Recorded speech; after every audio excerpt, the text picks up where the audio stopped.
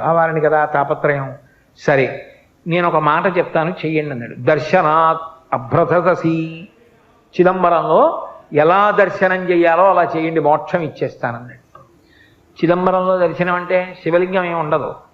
ఓ గది ముందు నించుంటే గోడకి కన్నాళ్ళ ఉంటుంది, ఓ తెర తీస్తారు, ఎదురుకుండా గోడకి మారేడు దళాలు వేసి ఉంటాయి, వేసేస్తారు. కొంతమంది గడుసు వాళ్ళు ఉన్నారనుకోండి, ఏమిటే నాకేం కనపడలేదు, కనపడలేదు, అయ్యో అదేంటి శివలింగం ఉంది కదా అంటారు. అబద్ధం అది, అక్కడ ఏమి ఉండదు. నేనే చూసా కొంతమంది అలా చెప్పేస్తుంటే, అయ్యయ్యో ఇంత అసాధ్యమా అనుకున్నాను. అంటే ఏమో వాళ్ళు మహాజ్ఞానులు, ఏమో దూర్జడికి కనబడ్డట్టు ఉదయగ్రామము పానవట్టము అభిషేకోద ప్రవాహంబు వార్ధి అని మరి బ్రహ్మాండం అంతా శివలింగంలా కనబడుతోందో, నేను ఎందుకు తక్కువ మాట్లాడాలి. కాబట్టి అక్కడ ఏమీ ఉండదు. అంటే అనంతం, ఆయన కానిది లేదు. అగ్నిముఖంబు పరాపరాత్మకమాత్మ కాలంబు గతి రత్నగర్భ పదము శ్వశనంబు నీ యూర్పు రసన జలీషుండు దిశలు కర్ణంబులు దివము నాభి సూర్యుండు కన్నులు శుక్లంబు సలిలంబు జఠరంబు జలధులు చదలు శరము సర్వౌషధులు రోమచయము శల్యంబులద్రులు మానసమృతకొరండు చందములు ధాతువులు ధర్మసమితి హృదయము ఆస్యపంచకముపనిషదాహ్వయంబు అయిన నీరూపు సరసత్వమై శివాఖ్యయై స్వయం జ్యోతియై ఉప్పు ఆద్యమువచ్చు. యావత్ బ్రహ్మాండమంతా నిండిపోయి ఉంటాడు. అదిగో ఆ తత్వం కింద ఆకాశస్వరూపుడుగా అంతటా నిండిపోయిన వాడిగా అక్కడ జ్ఞానంతో చూడగలిగితే చిదంబర రహస్యం. అది చిదంబర రహస్యం అంటుంటారు. అందుకని చిత్ అంబరం ఏదో భయంతి త్వాం ధన్యా కతిచన చిదానందలహరి అంటారు సౌందర్యలహరిలో శంకరాచార్యులు వారి అమ్మాయి ఎక్కడు ఎవరు ఒక్కడమ్మా నిన్ను అలా తెలుసుకుంటున్నాడు అంటారు. అలా చూడగలిగిన వాడు ఎక్కడో కోటాను కోట్లలో ఒకడు జ్ఞానంతో చూస్తాడు. స్వామి నువ్వు మమ్మల్ని మోహపెడుతున్నావు, చిదంబరం వెళ్ళి చూడమా, మాకేమర్థం అవుతుందని చూడడం ఈ తత్వం అంతా. ఇంకొక మాట చెప్పండి, దర్శనాద బ్రసరసి, మాకు సాధ్యం కాదు. ఇంకొక మాట ఏమైనా చెప్పండి, అనుగ్రహించండి. సరే, జననాత్ కమలాలయే, తిరువారూరులో పుట్టండి, మోక్షం ఇచ్చేస్తారు. ఇది మరీ అన్యాయం. నేను మా అమ్మ కడుపులో ఉంటాను, మా అమ్మ నన్ను ఎక్కడ కంటుందో నాకు తెలుసా? మా అమ్మ తిరువారూరులో కంటుందో, లేకపోతే తాయారుపేటలో కంటుందో, ఏలూరులో కంటుందో, జాలిపూడిలో కంటుందో, విశాఖపట్నంలో కంటుందో, కాకినాడలో కంటుందో నాకేం తెలుసు? అప్పటికి మా అమ్మ పుట్టింటారు ఎక్కడ ఉంటారో అక్కడికి వెళ్తుంది. ఒకవేళ అది ఏ పల్లెటూరు అయి కవల పిల్లల కడుపులో ఉంటే మేనమావ గారు ఉన్న పెద్ద పట్టణంలో అవ్వచ్చు పురుడు. ఏం చెప్పగలం? అందుకని ఇదేం మాట స్వామి, నేను కరుణామయుడవని నమ్ముకుని మేమొస్తే తిరువారూరులో పుట్టు ఇస్తానంటే ఏమిటి? నా వల్ల ఎలా సాధ్యం అవుతుంది? ఎక్కడున్నానో ఏం తెలుస్తుంది? ఆ కటిక చీకట్లో అమ్మ కడుపులో పడుకుని కుదరదు. ఇంకొక మాట చెప్పు. సరే, జననాత్ కమలాలయే, పుట్టడం నీ చేతిలో లేదు, చచ్చిపోతావా అని చెప్పించోట పోని. కాశ్యాంతు మరణాన్ముక్తి, బలవంతంగా చచ్చిపోవడం కాదు సుమా, సహజంగా నీ కర్తవ్యాలన్నీ అయిపోయాయి, కాశీ వెళ్ళిపో, ఇంకా నాకేం లేవు, నీ చేయవలసినవన్నీ చేసేసా, చెప్పులు ఇప్పేశా, ఇంకా నాకేం బెంగలేదు, మనవాళ్ళు కొడుకు చూసుకుంటాడు, కోడలు చూసుకుంటుంది, ఎందుకు వచ్చింది, హాయిగా వెళ్ళి కాశీలో ఉంటా, ఎప్పుడప్పుడు ఊపిరైపో. ఏమవుతుంది కాశీ ఉంటే అంటే, రామకృష్ణ పరమహంస దివ్య దర్శనం చేశారు. కాశీపట్టణంలో ప్రాణోత్క్రమణమయ్యేటటువంటి సమయంలో మనుష్యులకు కాదు సమస్త భూతములకు శివానుగ్రహం కలుగుతుంది. నమస్తారాయచ అని రుద్రాధ్యాయంలో ఆయనకి పేరు. ఆయన నామమే తారకనామం. ఆయనే సంసార సముద్రమును దాటిస్తాడు.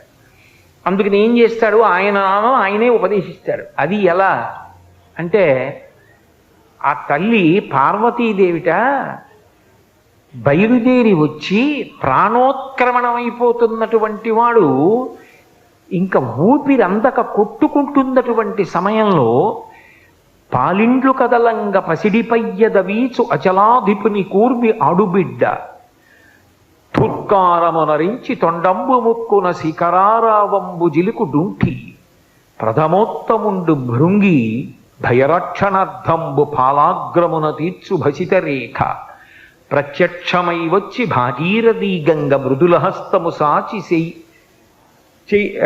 మెనునివురు దక్షిణ శృతి మీదుగా ధాత్రి త్రిళ్ళి పెద్ద నిద్రకు మాగన్ను పెట్టువేళ పంచజనులకు తారక బ్రహ్మ విద్య అభవుడు ఉపదేశమురరించునప్పుడు కాశీ. కాశీపట్టణం అంటే ఆయనకి అంత ఇష్టం. ఆయనే చెప్పుకున్నాడు పార్వతీదేవితో, మనం ఎన్నడూ ఈ కాశీని విడిచిపెట్టి ఉండం. మన చేత అవిముక్తమయ్యుంట ముగ్ధాక్షి ఇది అవిముక్తమయ్యే, మనకు ఆనందింబును నరించుకావున ఆనంద విపినాభిధానమయ్యే. మహాశ్మశాన భూముల సంవసింతునిగాన నేనుంట ఇది మహాశ్మశానమయ్యే, నూరంత ప్రొద్దున నుండి రుద్రుండనిగాన రుద్రగేహాఖ్యయ్యే. అసియు వరుణయు కూడి అక్షర సరవితో వారణాసియన్ సంజ్ఞయయ్యే, గాశ్రుదీప్తాయనంగ విఖ్యాతమైన ధాతువున కాశీ అయ్యే భూతలంబునందు అని చెప్పాడు. కాశీ నిత్య నివాసం, ఎప్పుడూ పార్వతీదేవితో శంకరుడు అక్కడ ఉంటాడు. అందుకని ఆ ప్రాణోత్క్రమణం అవుతూ చెమటలు పట్టేసి ఊపిరందక మనసు ఇంద్రియముల యొక్క శక్తులు వెనక్కి లాగేస్తుంది. కళ్ళు చూడవు, చెవులకి వినపడదు, ముక్కు వాసన చెప్పదు, ఊపిరందదు, చెమట. కొడుకేదో అంటూ ఉంటాడు, వినపడదు, పడుకోబెట్టేస్తుంటారు చాప మీద, బయట పడుకోబెట్టండి అంటారు, అదొక భయం.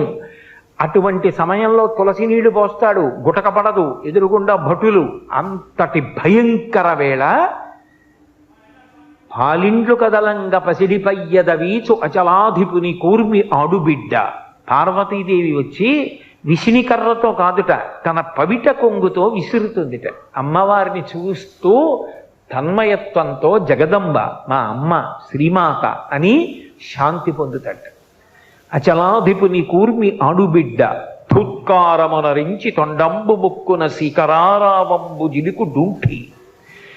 ఏనుక్కి 8 ప్రదేశముల నుంచి మదజలం కారుతుంది అని. ఆ దుంఠి గణపతి ఆ మదజలం తడిగా ఉంటుంది, సువాసనతో ఉంటుంది, అందుకే తుమ్మెదలు వాలుతూ ఉంటాయి. దాన్ని తొండం చివరి భాగంతో ముక్కు దగ్గర చిమ్ముతూ ఉపశాంతి కల్పిస్తాట. డుంఠి గణపతి బయలుదేరి వచ్చి కంఠవేది మీద చంద్రవంక ఉండి ఎడం పక్కకి తొండం తిరిగితే డుంఠి గణపతి అంటారు. కాశీపట్టణంలో ఉంటాడు అని. వచ్చి ఆయన ధుత్కారమునరించి తొండంబు ముక్కున శిఖరారావంబు జిలుకు డుంఠి, ప్రథమోత్తముండు భృంగి భయరక్షణార్థంబు పాలాగ్రమున తీర్చు భసిత రేఖ. భయపడకురా అని 3 కాళ్లతో ఉంటాడు భృంగి. భృంగిచ్ఛానటనోత్కట కరిమదగ్రాహీ స్ఫురన్మాధవ అంటారు శంకరాచార్యులు వారు. ఆ భృంగి ఎంత వశపడతాడంటే సేవకుల్ని కూడా అంత ప్రేమిస్తాడట శంకరుడు. అది యజమాని అంటే. చండీశ్వరుడు నిజానికి శివకుటుంబంలో సభ్యుడు కాడు, మనందరిలా పుట్టిన నరుడు. కానీ ఆయన ప్రేమ చూసి ఏ స్థానం ఇచ్చాడంటే, తను తినగా మిగిలినది తన కడుపున పుట్టిన బిడ్డలు కానీ కట్టుకున్న ఇల్లాలు కానీ తినడానికి వీల్లేదు, చండీశ్వరుడు తినాలని నియమం పెట్టాడు. అందుకే శంకరాచార్యులు వారు సౌందర్యలహరిలో శ్లోకం చేస్తూ నివృత్యై చండాంశ త్రిపురహర నిర్మాల్య విముఖై అంటారు. అది చండీశ్వరుడికి వెళ్తుంది. శివాలయంలో ప్రసాదం శివాలయంలో వదిలిపెట్టేయాలి, ఇంటికి పట్టుకెళ్ళకూడదు, అవన్నీ పిచ్చి మాటలు. చండీశ్వరుడికి చిటిక వేసి చూపించాలి, ఆయనకి చెవుడండి అవన్నీ కావు. ఆయన ధ్యానమునందు ఉంటాడు, శివధ్యానంలో. చిటికల చెండి అని చిటిక వేస్తే కళ్ళు విప్పుతాడు. ఏ అంటాడు, స్వామి శివప్రసాదం పట్టుకెడుతున్నాను, ఆ పట్టుకెళ్ళు అంటాడు. చండీశ్వరుడికి చెందుతుంది కాబట్టి ఆయనకి చూపించి తీసుకెళ్ళాలి. అందుకే లోపలికి వెళ్ళి ఆయన్ని చూసి బయటకు వస్తున్నప్పుడు చండీశ్వరుడు ఉంటాడు ప్రదక్షిణంలో. నివృత్యై చండాంశస్త్రిపురహర నిర్మాల్య విముఖై. బిడ్డలకి కూడా ఇవాళ అధికారం చండీశ్వరుడికి ఇచ్చాడు. ఒక యజమాని అంటే తన మీద ప్రేమ ఉన్న వాళ్ళని గుర్తించి వాళ్ళ గురించి పరోక్షంలోనైనా అలా చెప్పి మెచ్చుకోవాలి. అంతేగాని ఎప్పుడు నే గొప్పవాడిని కాదు, అంత గొప్పవాళ్ళు వాళ్ళు నన్ను అనుగమిస్తూ అని చెప్పాలి. అది యజమానికి ఉండవలసిన లక్షణం. అది శివుడు చూపిస్తాడు ఇంటి యజమానిగా ఎలా ఉండాలో. కాబట్టి ఆ భృంగి బయలుదేరి వస్తాట. ఆయన 3 కాళ్లతో ఉంటాడు. చిత్రం ఏంటంటే ఆ భృంగి అంటే ఎంత ఇష్టమో తెలుసా? ఆ భృంగి కోసం మెడతాడు పార్వతీదేవితో కలిసి. కాంచీపురంలో భృంగి మంటపం అని ఏకాంబరేశ్వర దేవాలయానికి బాగా బయటికి ఉంటుంది, కామకోటి మఠం వేవి. పర్వదినాల్లో పల్లకీలో అమ్మవారితో కలిసి సుగంధ కుంతలాంబతో కలిసి ఆ భృంగి మంటపానికి వస్తాడు. వచ్చి భృంగికి దర్శనమిచ్చి లోపలికి వెడతాడు. విద్యాశంకర దేవాలయంలో శృంగేరిలో గోడ మీద ఉంటాడు భృంగి చెక్కబడి. 3 కాళ్లతో ఉంటాడు భృంగీశ్వరుడు ఒక్కడే. అటువంటి భృంగి వచ్చి ప్రథమోత్తముండు, ప్రథమ గణాల్లో ఉత్తముడు, భయపడకురా, నీకేం బెంగ లేదని బొటనవేలుతో విభూతి పెడతాట. ఎవరికి? కాశీపట్టణంలో ప్రాణోత్క్రమణం అవుతున్న వాడికి. మళ్ళీ వెనక్కి వచ్చి గుర్తు తెచ్చుకుంటూ ఉండండి. ప్రథమోత్తముండు భృంగి భయరక్షణార్థంబు పాలాగ్రమణ తీర్చు భసితరేక ప్రత్యక్షమై వచ్చి భాగీరథి గంగ మృదులహస్తము సాచి మేను నివురు. చల్లటి తల్లి, ఆ గంగకి అధిష్టాన దేవత గంగమ్మ ఉందే, ఆవిడ రూపంతో తెల్లటి బట్ట కట్టుకుని నడిచి వస్తుంది గంగమ్మ. గంగమ్మ అనుగ్రహిస్తుంది. గంగకి అధిష్టాన దేవత ఉంది, ప్రతి నదికి ఉంది. తెలిస్తే తెలిసినట్టు ఉండాలి, తెలియకపోతే తెలియనట్టు ఉండాలి. అంతేగాని నదులకు ఉంటారా? నదులు పుణ్యజలాలా? నదుల్లో స్నానం చేస్తే పుణ్యం వస్తుందా? అదో మెట్ట వేదాంతం. మరి అలాంటప్పుడు నదుల గురించి పురాణాలు అన్నింటిలో అంత గొప్పగా ఎందుకు మాట్లాడారు? శంకరాచార్యులు వారు నర్మదాష్టకం ఎందుకు చేశారు? గంగాష్టకం ఎందుకు చేశారు? నదులు గొప్పవి కాబట్టే కదా. గంగకి అధిష్టాన దేవత ఉంది, ఆవిడ ప్రీతి పొందుతూ ఉంటుంది. తాడేపల్లి